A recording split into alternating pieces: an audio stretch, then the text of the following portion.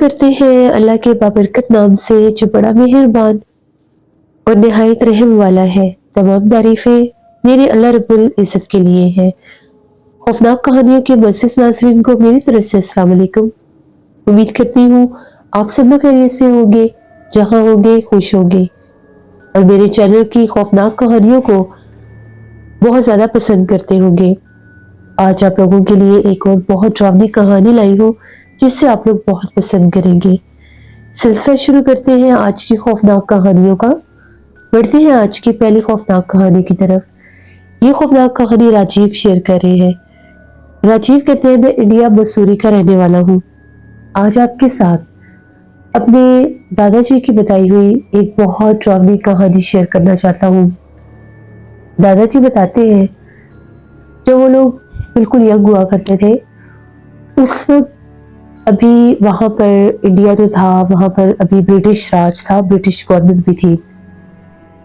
तो मसूरी में जहाँ पर उनका गांव था वहां पर बड़ी मशहूर एक जगह भी है, लंबी नहर माइंस, जो कि most haunted place of India भी है, most haunted mines of India भी है और मसूरी की भी बहुत हॉन्टेड प्लेस उसको माना जाता है। उसकी एक अलग स्टोरी है, वो बाद में मैं शेयर करूंगा। अभी मैं आपको बताता हूँ कि उसके करीब ही, माइंस के थोड़ा ही करीब उनका वो गांव था। वहां पर उस दौर में भी जैसे ये स्कूल्स वगैरह होते थे तो वहां पर भी एक स्कूल था। वहां पर जैसे गांव के सभी बच्चे पढ़ने के लिए जाते थे। वहां का जो प्रिंसिपल था उसकी कुछ हरकतें ऐसी थी जिनसे फील होता था कि ये और भी कोई जैसे तंत्र और जादू दोनों के कामों में ही इन्वॉल्व है। मंत्र वगैरह की किताबें उसके पास बहुत ज्यादा होती थी। बहुत से लोग रात के वक्त भी उस स्कूल की लाइटें जलते देखते थे, आवाजें सुनते थे गांव के लोग। जबकि रात के वक्त तो स्कूल में बच्चे नहीं जाते, दोपहर के बाद स्कूल बंद हो जाता था। लेकिन जैसे ही रात होती थी फिर वो जो स्कूल है वहां पर जैसे चहल पहल होना, किसी का आना जाना महसूस होना। तो गांव के एक शख्स ने देखा कि स्कूल में रात के वक्त कौन जाता है। उसने छुपकर देखा तो वो क्या देखता है कि जो स्कूल का प्रिंसिपल था वो रात के पिछले पहर में स्कूल में गया और जैसे वो काफी देर वहां पर रहा, उसके पास अजीबोगरीब तरह के सामान भी थे। उसने अभी ये बात फिलहाल किसी को नहीं बताई जब तक उसके पास कोई ठोस सबूत न बन जाता। इसी तरह से वक्त गुजरता गया। एक मखसूस मुद्दत के बाद स्कूल के कुछ बच्चे गायब हो गए। सुबह तो स्कूल गए लेकिन शाम हो गई, बच्चे घर नहीं पहुंचे। लोग बहुत ज्यादा परेशान हो गए, माँ बाप स्कूल की तरफ भागे, हर तरफ देखा बच्चे कहीं भी नहीं थे। जब वो स्कूल देखने आए तो स्कूल के ऊपर ताला लगा हुआ था। अब वो लोग अपने बच्चों को ढूंढने लगे कि बच्चे कहाँ पर गए हैं, बच्चे तो है ही नहीं। जैसे ही रात का पिछला पहर हुआ स्कूल से चीखों पुकार शुरू हो गए।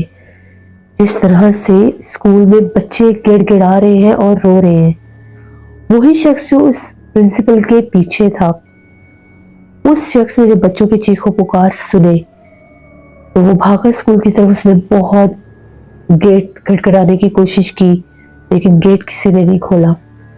उसे लगा कि शायद कोई बच्चा किसी क्लास में बंद हो गया होगा जो बच्चे घर नहीं पहुंचे। लेकिन उसके स्कूल में पहुंचने तक बहुत देर हो गई।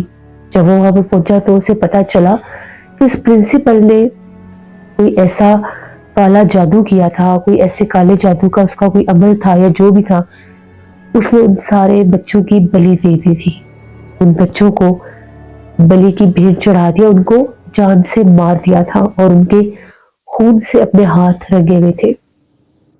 जैसे उसने वो मंजर देखा, वो जो प्रिंसिपल था उसने भागने की कोशिश की लेकिन उसने उसको भागने नहीं दिया। वहीं पर उसको उसी कमरे में बंद कर दिया और गांव में जाके शोर मचा दिया। सभी गांव वाले जब वहां पर पहुंचे, खून खराबा देखकर उस प्रिंसिपल को देखा, उसे मारने लगे, उससे पूछने लगे तो उसने बताया कि वो कोई ऐसे मंत्र वंत्र पढ़ता था, कोई जादुई जैसे ताकतें हासिल करना चाहता था, शैतानी कुव्वतें हासिल करने के लिए उसने इन मासूम बच्चों की बलि दे दी। उसके बाद गांव के वो जो सभी लोग थे, गुस्से और गम के आलम में उन्होंने उस प्रिंसिपल को इतना मारा कि जान से ही मार दिया। और कहते ये है कि उन्होंने उसको उसी स्कूल में मारने के बाद इबरत का निशान बना के लटका भी दिया था। जैसे ही 11 दिन गुजरे उस स्कूल की तरफ तो फिर कोई भी नहीं गया, स्कूल बंद हो गया। लेकिन 11 दिन के बाद उस स्कूल से रात के वक्त फिर चीखो पुकार शुरू हो गए। आसपास के जो लोग थे बहुत ज्यादा खौफजदा हुए और जाकर देखना चाह रहे थे कि आखिर वहां पर ऐसा क्या हुआ है। लेकिन जब उन लोगों ने वहां पर जाकर देखना चाहा, डरते डरते स्कूल से बाहर से देखना चाहा, तो उस प्रिंसिपल की लाश तो वहां से गायब हो चुकी थी। लेकिन वहां से रोने की और चिल्लाने की आवाजें आने लगी, जिस तरह से कभी कोई मर्द की आवाज में रोता है, कभी कोई औरत की आवाज में। पहले पहल तो वो लोग डर गए और स्कूल से दूर रहने लगे। लेकिन वक्त गुजरने के साथ साथ वो जगह इतनी असेफ ज़दा होगी, वो स्कूल इतना असेफ ज़दा हो गया कि इसके आस पास से भी कोई नहीं गुजर सकता था। अक्सर लोग कहते हैं रात के वक्त उस स्कूल में बच्चों के खेलने की आवाज़ें आती थी, जैसे ब्रेक टाइम में या छुट्टी के टाइम पर बच्चे भागते दौड़ते शोर मचाते हैं, खेलते हैं, उस तरह से वहां से आवाज़ें आती थी। और जब गौर करके देखा जाता था तो थोड़ी ही देर के बाद उस स्कूल में मुकम्मल सन्नाटा और खामोशी छा जाती थी। इसके बाद वो ये लोग बताते हैं, वहाँ के राजीव कहते हैं कि मेरे दादाजी और दादाजी के जो भाई थे वो लोग भी इसी गांव के थे। उन्होंने अपनी आंखों से वो स्कूल भी देखा, उस प्रिंसिपल को भी देखा। तो दादाजी के बड़े भाई थे, वो किसी दूसरे गांव से वापस आ रहे थे। उस दौर में लोग पैदल सफर किया करते थे, कोई भी सवारी नहीं होती थी, बस गांव का जो बड़ा जिम्मेदार होता था उसके पास घोड़ा होता था या घोड़ा सवारी वो ही बस करता था। इसके अलावा किसी के पास कोई सवारी नहीं होती थी। तो जब दादाजी के भाई वापस आ रहे थे तो उसी स्कूल वाली साइड से उन्होंने गुजर कर गाँव में आना था, क्योंकि गाँव जो था वो स्कूल जो था गाँव के चौराहे पर था। तो जब वो वहां से वापस आने लगे तो वो क्या देखते हैं कि जिस तरह से एक औरत है, सुर्ख रंग की साड़ी उसने बांधी हुई है, बहुत लंबे उसके बाल है, और वो औरत जो है जैसे उस स्कूल की तरफ वो औरत जा रही है, उसके साथ एक छोटा सा बच्चा भी है। उस बच्चे का हाथ पकड़े वो स्कूल के पास खड़ी होकर जाकर स्कूल के दरवाजे के ऊपर दस्तक देने लग जाती है। दादाजी के भाई तो जानते थे कि स्कूल आसेफ ज़दा, यहाँ पर जिन्नात है, भूत प्रेत है, और यहाँ पर तो ये अमलियात भी हो चुके हैं, तो कहीं कोई मखलूक इसे नुकसान न दे दे, शायद इस औरत को पता नहीं है। तो दादाजी के जो भाई थे वो उस औरत के पीछे पीछे स्कूल की जानिब चले गए और जाकर उसको बुलाकर कहने लगे कि स्कूल के अंदर मत जाए, ये स्कूल आसेफ ज़दा है, यहाँ पर बहुत ज्यादा भूत प्रेत और जिन्नात है, ये एक पुरस्कार स्कूल है। दादाजी के भाई कहते हैं कि मैं उसको बार बार कह रहा था लेकिन वो मेरी बात ही नहीं सुन रही थी, वो जोर जोर से दरवाजा खटखटा रही थी। जैसे ही उन्होंने गौर किया, उनकी नजर उसके पैरों पर गई तो वो उसके पांव उल्टे थे, पिछली तरफ थे, वो एक पिछल पैरी मखलूक थी। और उसके साथ जो बच्चा था छोटा सा, उसका चेहरा भी बहुत ज्यादा बेहानक था, उसके पूरे चेहरे के ऊपर बाल थे, समझ में नहीं आ रहा था कि सर कौन सा है और चेहरा कौन सा है, पूरा चेहरा ढका हुआ था बालों से। जैसे उन्होंने वो मंजर देखा वो वहीं गिरे और बेहोश हो गए। सुबह जब हुई गांव में तो लोग जाके तो गांव के चौराहे में दादाजी के भाई बेहोश पड़े थे, पूरे गांव में शोर बरपा हो गया, यहाँ पर जिन्नात ने किसी को मार के फेंक दिया। दादाजी भी गए, उन्होंने देखा तो उनके भाई थे, सब रोने पीटने लग गए कि ये क्या, हमारे भाई को क्या हो गया। तो जैसे लोगों ने देखा तो वो जिंदा थे, सिर्फ बेहोश थे। उनको उठाकर घर ले गए। जब घर लेकर गए तकरीबन थोड़ी देर के बाद उन्हें होश आया, उन्होंने रात वाला सारा किस्सा बताया। उसके बाद दादाजी के भाई बहुत अरसा बीमार रहे थे और वो बकायदा कहते थे कि मुझे वही औरत नजर आती है जैसे मुझे वो आवाज देती है। वो अपनी जमीनों में, खेतों में काम करते थे। तो जब वो वहां से वापस आते थे तो वो कहते हैं मुझे वो औरत अक्सर नजर आती है, वही सुर्ख साड़ी में और वही भयानक बच्चा उसके साथ होता है। वो बहुत ज्यादा डरने लग गए। फिर उन्होंने किसी पंडित के पास जाकर, जैसे वहां पर उन्होंने कुछ करवाया अपने ऊपर, तब जाकर उनको वो मखलूक जो थी, वो पिछल पैरी चुड़ैल जो थी, वो नजर आना बंद हुई। राजीव कहते हैं उस स्कूल का खौफ जो है पूरे गांव में फैला हुआ था। और इसी तरह से जो मसूरी इंडिया में लंबी नहर माइंस है, वो भी बहुत ज्यादा सेफ है, उनकी अलग स्टोरी है और वो मैं आपको नेक्स्ट शेयर करूंगा। बहुत हॉरर स्टोरी है, हर कोई जानता है उनके बारे में। वहां पर क्या ऐसा हुआ था जो वो सारी जगह हॉन्टेड हुई, मैं आपको नेक्स्ट स्टोरी में बताऊंगा। ये एक स्टोरी थी। बहुत शुक्रिया राजीव आपका। जिससे मैंने पहले भी अपनी स्टोरीज में ये बातें शेयर की है आप लोगों के साथ। चाहे इंसान किसी भी रिलीजन से उनका ताल्लुक है, हिंदू है, मुस्लिम है, क्रिश्चियन है, ब्लैक मैजिक सभी में पाया जाता है। हर कोई अपने लिहाज से इनको करने की कोशिश करता है, लेकिन ये जिस भी रिलीजन में है, ये सिर्फ और सिर्फ तबाही ही है। इससे सिर्फ और सिर्फ तबाही ही होती है, करने वालों की भी, करवाने वालों की भी। और जो उनसे रिलेटेड उनके घर वाले बेकसूर लोग होते हैं, उनकी जिंदगी भी बर्बाद हो जाती है। बढ़ते हैं एक खौफनाक कहानी की तरफ। ये खौफनाक कहानी आसिम शेयर कर रहे हैं। आसिम कहते हैं आज आपके साथ अपनी जिंदगी की खौफनाक कहानी शेयर करना चाहता हूँ। मैं डीजी खान का रहने वाला हूँ। आज से तकरीबन 20 साल पुरानी बात है। हम लोगों के इलाके में एक पुराना स्कूल था।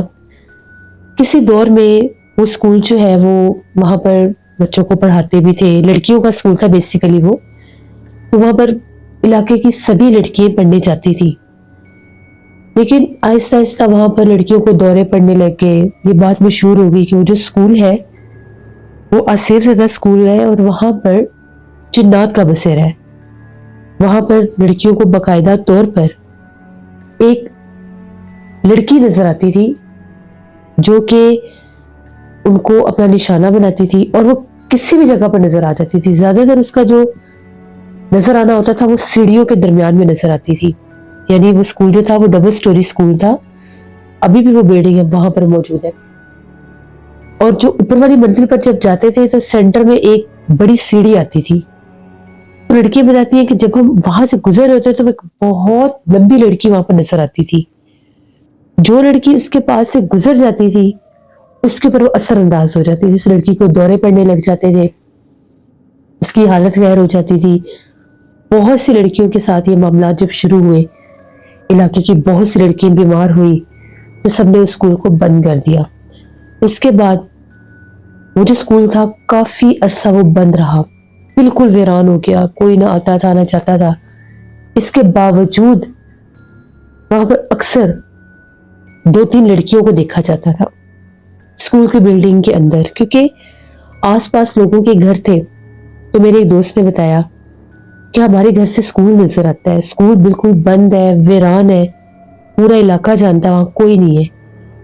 आधी रात का टाइम होता है तो ऐसे लगता है कि जिस तरह से स्कूल में कोई झाड़ू वगैरह लगा रहा है, सफाई कर रहा है बाकायदा।